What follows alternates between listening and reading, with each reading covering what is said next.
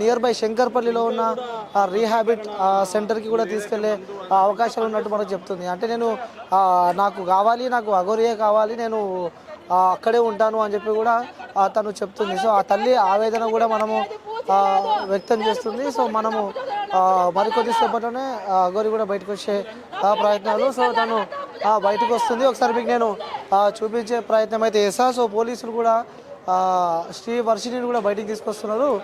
మొత్తం తను మాస్క్తో కూడా తను వస్తుంది. ఒకసారి మీకు వర్షిణి గారు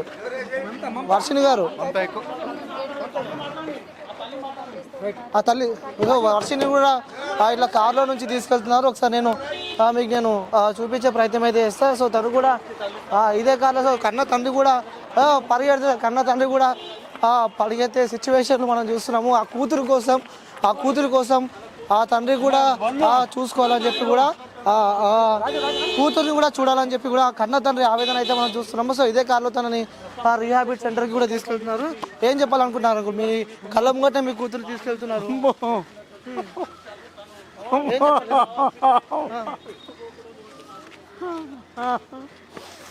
ఏం చెప్పాలనుకుంటున్నారు అంకుల్ మీరు? చూడండి మెల్ల తీసుకెళ్ళరా. బిగ్ టీవీ వాళ్ళు ఫోన్ చేస్తే ఆ బిగ్ టీవీ వాళ్ళు క్యాబేజ్ నా కూతురు తీసుకొచ్చారు హైదరాబాద్. సో ఏం చెప్పాలనుకుంటున్నారు? కన్న కూతురు కూడా మీరు చూసుకోలేదు. నా కూతురు కిడ్నాప్ చేసిన బిగ్ టీవీ వాళ్ళు మొదలగా బిగ్ టీవీ వాళ్ళు అగరు డబ్బులు కొట్టి వాళ్ళకి క్యాబ్ ఇచ్చింది. అది మీతో ఏం మాట్లాడింది? చివరిగా స్టేషన్ లోపల కూడా మీరు మాట్లాడారు కదా, మీతో ఏం మాట్లాడింది? మీతో రానంటుందంట కదా. 10 రోజులు నేను కొంచెం ఇదిగా ఉండాలి, నేను ఇప్పుడు రాను, వీళ్ళు నాకు హోమ్ కేర్లో తీసుకెళ్తారంట అని అంది. అసలు ఇంకా 10 రోజులు అన్నారు.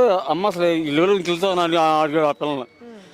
మా అమ్మ, మా మమ్మీ, మా పప్ప అని అంది. గుర్తుపట్టింది మిమ్మల్ని? గుర్తుపట్టింది. ఇన్ని రోజులు ఆ తల్లికి దూరంగా ఉన్నారు మీ కూతురికి. సడన్ గా చూసినప్పుడు మీరేమనుకున్నారు? ఎందుకంటే ఎంతో కష్టపడి ఎన్నో సంవత్సరాలు మీరు పెంచిన కూతురు కళ్ళముండలో చూస్తే మీకేమనిపించింది? ఆ పిల్ల అసలు మా దగ్గర అట్లా ఉండేది, అప్పుడు ఎట్లా ఉంది? ఆ పిల్ల జాకీ బ్రాండ్ లేకుండా బట్టలు వేసేది కాదు, జీన్స్ వేసుకుని ఎంత ఉన్నదన్నంగా ఉండేది, 2 వీలర్ తిరిగేది నా కూతురు. అలాంటిది ఏంది ఈ నా కొడుకు ఆడ అమ్మ కోసం ఆడికి అక్క చెల్లి ఉన్నారు. నా కొడుకు ఆడు శ్రీనివాస నా కొడుకు అమ్మ అబ్బకి ఒక్క అమ్మ పుట్టాడా, లేకపోతే ఎంతమంది పుట్టాడు? ఒక తల్లి పుట్టారా? అంటే వ్యూస్ మీరు చూడొచ్చు, మనం శంకర్పల్లి పోలీస్ స్టేషన్ దగ్గరలో ఉన్నాము. సో శ్రీవర్షిని తండ్రి కూడా ఆ కూతురు వెళ్ళిపోతుంటే కూడా తండ్రి ఆ కారు వెనకాల పరిగెట్టే విజువల్స్ కూడా మనం చూసాము. సో తను వెళ్ళిండు, లోపలికి వెళ్ళి తన కూతురుతో తను మాట్లాడిండు అని కూడా తండ్రి అయితే చెప్తున్నారు. సో వర్షిని అయితే నియర్ బై ఉన్న రీహాబిట్ సెంటర్కి అయితే తీసుకెళ్లారు. ప్రస్తుతం ఈ విధంగా ఉంది. కెమెరామ్యాన్ శ్రీనివాస్తో అనిల్.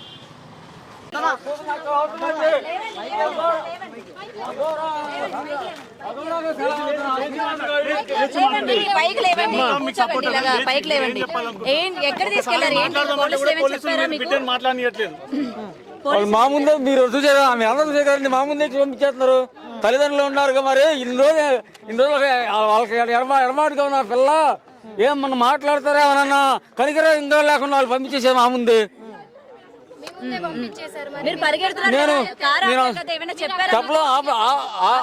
ఎక్కడ ఆపారమ్మ కారు?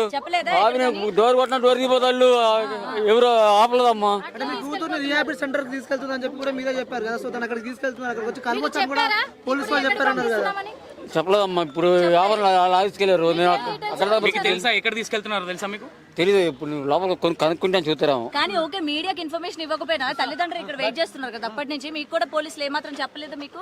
ఇప్పుడు సరే ఒక ఆడపిల్ల ఉంది, సరే మీరు ఎంతమంది ఉన్నారు, జర్నలిస్టులు ఉన్నారు, మరి మీకన్నా పిలిచి చెప్పాలిగా. మరి ఇట్లా ఆ పిల్లల్ని ఇట్లా తల్లిదండ్రులు వచ్చారు, ఇట్లా కొంత 10 రోజులు ఆ పిల్లలు రెస్ట్ కావాలని ఉంది, ఇట్లా మేము సైకాలజికల్ ట్రీట్మెంట్ ఇద్దాం అనుకుంటున్నాము, పంపిస్తాము ఒక కేర్ సెంటర్ కి అని నాతో కాదు మీడియా చెప్పాలిగా.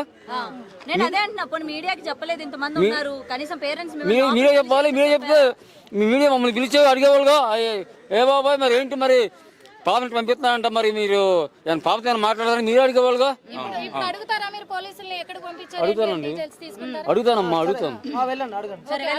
వెళ్ళండి.